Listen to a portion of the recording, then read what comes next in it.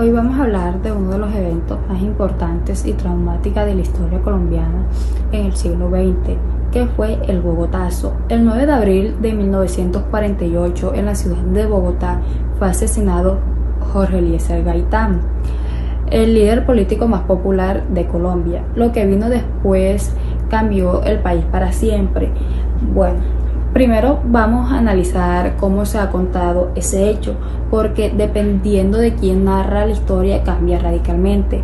El mismo evento visto desde perspectivas completamente diferentes, que el hecho central fue el asesinato de Jorge Eliezer Gaitán, ya como lo dije anteriormente, que fue el líder del Partido Liberal, una figura que representaba a los sectores populares y que muchos colombianos veían como la esperanza de un cambio real. Su muerte desencadenó una ola de violencia masiva en la ciudad, disturbios, incendios, saqueos, enfrentamientos, y miles de personas salieron a las calles en el centro de Bogotá, que quedó completamente destruido. Bueno, este evento marcó el inicio de los historiadores que llaman la violencia, un periodo de conflicto armado entre liberales y conservadores que duró aproximadamente una década y cobró más de 200 vidas. Y todo comenzó ese día, en esa ciudad, con ese disparo. Ahora vamos a ver las tres grandes narrativas sobre el Bogotazo. La primera es la versión estatal u oficial. Según esta narrativa, el Bogotazo fue un disturbio violento, espontáneo. La gente, perturbada por el asesinato de Gaitán, reaccionó de manera descontrolada. No sabía la organización política detrás. Fue un caos puro. Desde esta versión, las autoridades actuaron para restablecer el orden y proteger a los ciudadanos. Y la responsabilidad recayó principalmente sobre Juan Rojas Sierra, que fue el hombre que disparó el arma. Esta narrativa se construyó en comunicados oficiales, reportes policiales y registros institucionales. Su marco de interpretación en la seguridad y el orden público. Esta versión omite cosas importantes, omite las posibles responsabilidades políticas más allá del asesinato, omite también los testimonios de las víctimas de la represión, y pasa por alto el contexto de profunda desigualdad social que existía en Colombia. La segunda narrativa es radicalmente distinta, ya que es la versión de la víctima que desde los sectores populares de los seguidores de Gaitán.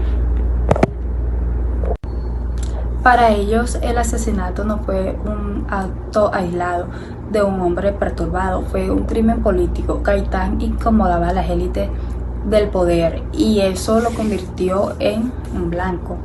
El estallido popular que siguió no fue irracional, fue la reacción de un pueblo que llevaba años acumulando injusticia, exclusión, miseria.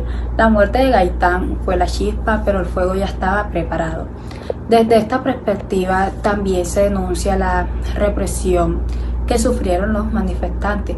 No todos los muertos de aquí ese día cayeron por la violencia de la multitud, muchos cayeron por las balas del Estado. Eso sí, esta narrativa también tiene sus puntos ciegos. No siempre reconoce la complejidad del contexto político, sino los actos de violencia que sí cometieron algunos manifestantes. En muchos casos, las acusaciones de conspiración carecen de pruebas concluyentes. La tercera narrativa viene de historiadores académicos y organismos internacionales. Su objetivo no es defender una posición, sino entender el fenómeno en su totalidad. El Bogotazo fue un evento clave que no puede entenderse de manera aislada. Hay que mirar los factores estructurales, la profunda desigualdad social, la polarización entre liberales y conservadores, y en el contexto internacional, pues la Guerra Fría. Hay que recordar que en ese momento se celebraba en Bogotá la Conferencia Panamericana. El mundo entero tenía los ojos puestos en Colombia. Eso también influyó en cómo se interpretó el evento internacionalmente, pues esta narrativa se sustenta en documentos históricos, análisis comparativos y estudios académicos rigurosos. Su marco es el análisis histórico y político, pero también tiene límites, al centrarse en factores estructurales y datos que puede perderse en experiencias individuales, el dolor concreto de las personas, y los números y los análisis a veces no capturan pues el caos de ese día. La historia de vidas que también se rompieron. Vamos a ver un poco sobre la comparación directa entre las tres visiones que tenemos pues como este cuadro comparativo, que pues nos permite ver un vistazo de cómo cada narrativa responde diferente a las mismas preguntas. En cuanto a la causa del evento, el Estado dice que fue un disturbio espontáneo, las víctimas dicen que fue un crimen político y la academia dice que fue un resultado de un problema estructural de fondo. En cuanto a los responsables, la versión oficial apunta a Juan Rojas Sierra, la versión popular señala a las élites y al Estado, y la versión académica habla de múltiples factores que interactuaron. El enfoque también cambia: orden público, injusticia social, contextos históricos y el tipo de fuentes que cada narrativa usa, ya sean documentos oficiales, testimonios orales o estudios académicos. Podemos ver que cada narrativa construye una realidad diferente sobre el mismo hecho. Esto no es casualidad. Cada actor selecciona, enfatiza y oculta información según su posición y sus intereses. No hay una sola verdad histórica. Esta es la conclusión central de del análisis que hice.